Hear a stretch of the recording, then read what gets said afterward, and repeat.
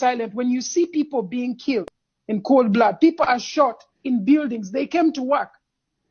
You're shooting someone in a building who came to work in a flat, like you point your gun. We have a problem. We have a problem. These are not people who really care about Ugandans, to be honest. And if we keep quiet, these things are going to keep happening. We have to be the voice of the voiceless. You know me, I have to say it like the public views it. I use my music, and you know I can't abuse it, so don't refuse it. This is my music. Singa yali gwenga gwe mwavu.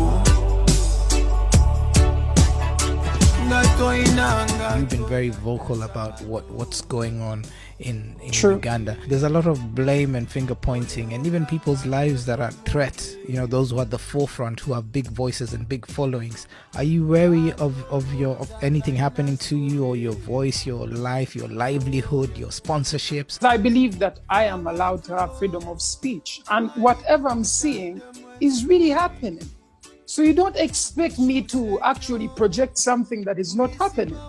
We are saying exactly what is in the streets. Some TV stations are not putting that up. What do you expect an artist to do?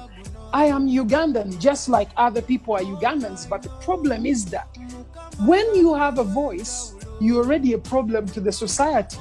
So you have to highlight the problems in the society. You being known, is amazing, but you can't be known and don't speak up for the majority, because so many people may not see what's going on. But if I can stand and say something, not just me, but even other people in the society, it makes us have a big voice to actually tackle whatever is happening when we shed light on it. If we keep quiet and say, oh, you know what, I'm an artist, so I may lose endorsements, this may happen and that may happen. Remember that the people made you who you are. It was the support of everyone for you to get where you are. So it's only right to have a social responsibility. And for me, I think that is my social responsibility. I should not worry about my life and what may happen to me. And how about those people who might be caught up in your message that has, given them so much energy, they go out and express themselves and get into trouble? Does that come to mind as well? To be honest, I've talked about this as well. I've told guys, stay home. We can still have a voice on social media. We don't need to be out there on the streets throwing stones. It doesn't make sense. Why would we destroy our own country? Because we don't like what is happening. We can find other ways to do it. We're not supposed to be out there throwing stones. You cannot win. You cannot win when someone has a gun and you have a stone. I've seen you also on your social media call out your fellow artists who are not as active in speaking about what's going on. How do you recover from being quiet when people are being killed in your own country as an artist and you kept quiet? That should be the thought in the back of these people's heads. When things were going bad and you had a voice, you have an opportunity to speak. Why do you have so much energy to post yourself performing for people, and you don't have the same energy when people are killed in the streets to say anything about that? And all you do, if you've done even anything, you post a picture saying, I pray for Uganda. What are you praying for? Talk about the injustice and what is happening. You don't have to pray. Do they pray for their career? How many artists can pray for their career to be nice?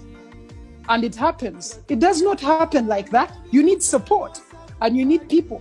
So I think, and what I said has nothing, I'm not trying to bash artists or in any way. I'm just trying to awaken them.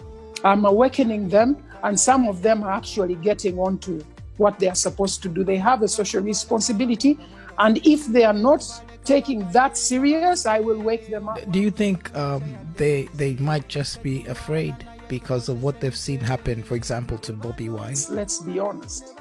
They cannot imprison everyone.